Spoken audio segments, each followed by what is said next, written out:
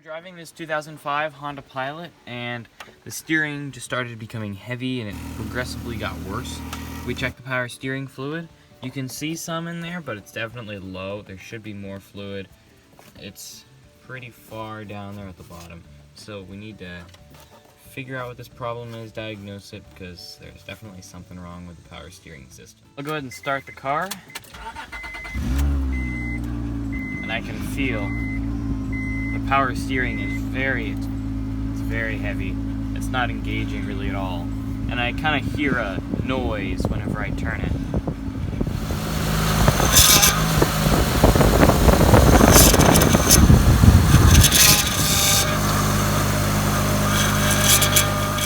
So whenever it'll be hard to turn, and then whenever it makes that sound, I'll kind of feel it ease off and it's easier to turn. So it'll build up pressure and then it kind of like lets go is what it feels like.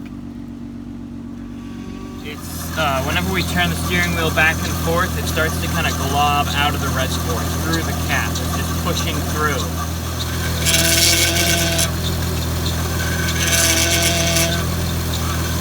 Air is in that system. You can see all the bubbles and froth in there. Wow. We're gonna put some power steering fluid in now. So with this funnel, I'm gonna go ahead and pour some in the reservoir. This is Honda spec Prestone power steering fluid. More fluid, I can still turn the wheel and it's way easier. It feels just about normal, but I can still hear that sound and it definitely doesn't sound very good. Now I'm gonna go ahead and pour the rest in. So first glance, I don't see any major leaks. It's not leaking, and I just don't see it anywhere on the first glance. This is our power steering pump. You can see here's a high pressure line, here's a low pressure line going to the reservoir. It seemed like the only place the fluid may have been coming out was just leaking through the cap. This, we don't feel any rattle. And this here, it almost sounded like it was rattling, like a grinding sound. This isn't rattling, so we're just gonna go through diagnostics and just try to figure out. Here in the garage, it does sound a little bit better. It's not quite as bad. I can just barely hear it, but it definitely has a squeal. It's definitely not normal. Whenever I move the wheel now, it's not in the pump. The sound's not coming from the pump. It's actually coming from the passenger side wheel.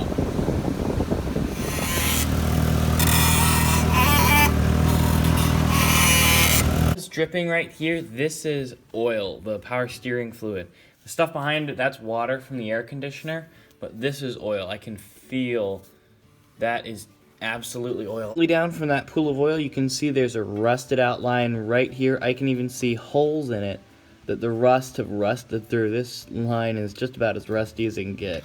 We're gonna turn the car on and just see how much comes out of this rusted out line.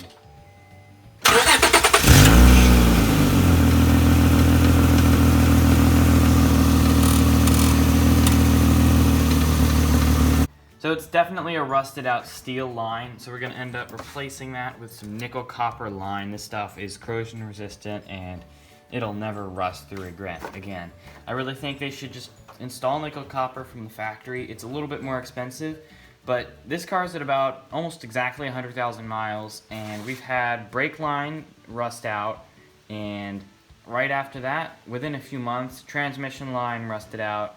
We almost destroyed the transmission if we didn't catch it, and now we have a power steering line that just rusted out. All the steel is really starting to rust. I think they should have installed nickel copper where it's not going to start rusting out, and now we have to go through all the extra work of replacing that line. So we're just going to replace this entire line. We'll just have to disconnect it here, and there's a clip back there as well. Get a little bit better access into the power steering line.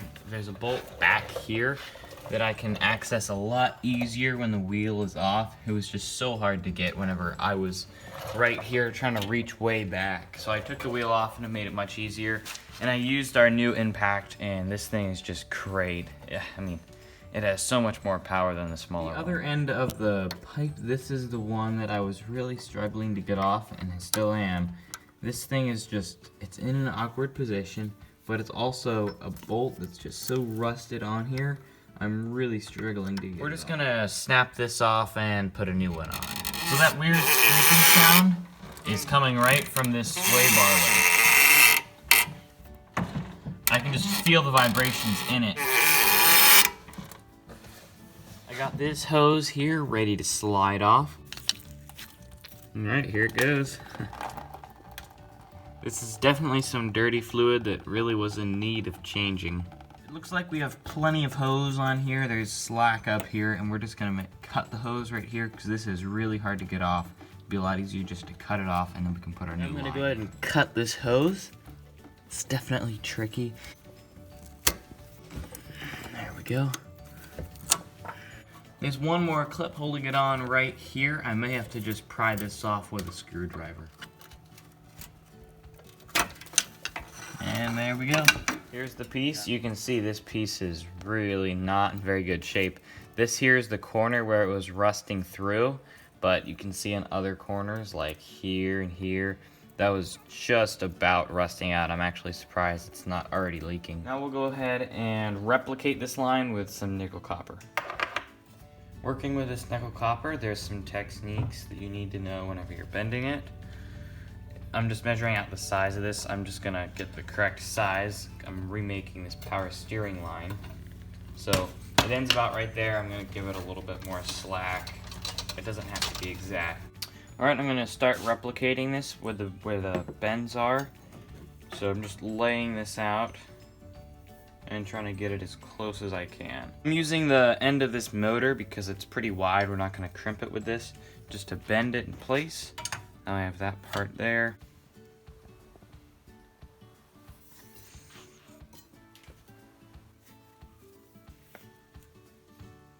I'm just putting the pipe in place to see where these bends are and where the critical ones are. The major bend back here is just to bend it back and get it into a hook that kind of holds it in. We're not going to be able to do that on this pipe because then I have to bend it really sharply to get it back here.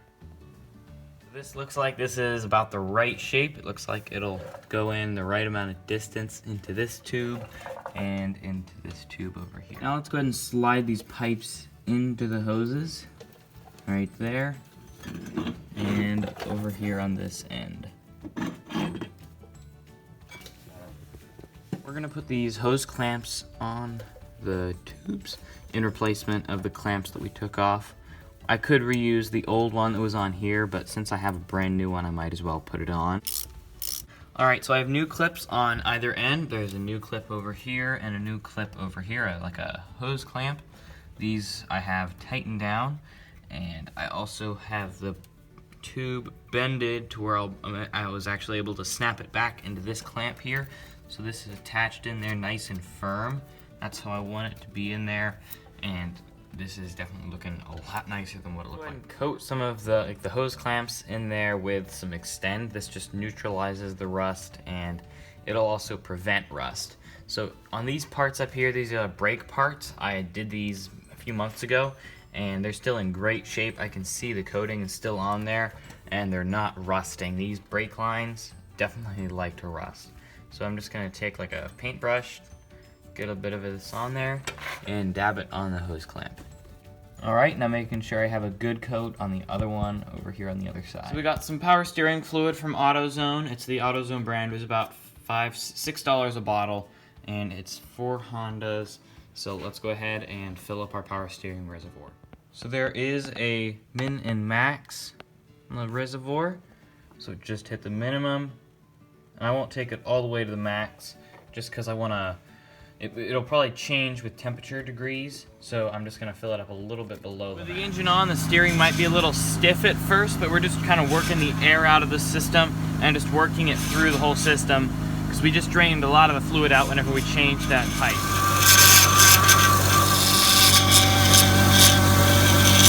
Whenever we turn the engine on and just let it work through the system, it definitely worked down, and we need to add more fluid.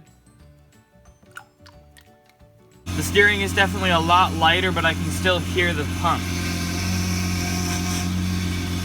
It's definitely low again. I can see it right there, so we need to add more. So we had to repeat that process about 3 times, and now the fluid seems to stay in the same spot whenever we turn it off. It's topped off. So I'm just working this back and forth, working that fluid in, trying to get all the air out. I can still hear the sound a little bit, but it's a lot less.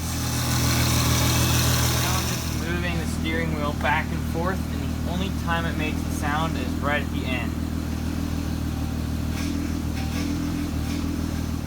So right now it seems to be working a lot better. I can just barely hear it at the end. And it's working like it should. The steering is very light, and this is just like it was before. So here's the old line. You can just see how rusty it is. I mean, back here, this is the place where it actually rusted through. This line is just in terrible shape, and then we replaced it with nickel copper. It'll last basically indefinitely. It'll outlast the car. I would recommend not going to the Honda dealership and getting like a Honda genuine part or getting another one online aftermarket, just because it's gonna have the same problem. If you're planning on having the car for another 100,000 miles, then it's just gonna rust through again. So I would just recommend spending a little bit of work and bending your own nickel copper line, because now this is gonna last much longer than a normal steel line would. So I hope you guys found this video useful. If you did, don't forget to like and subscribe, and we'll see you next time.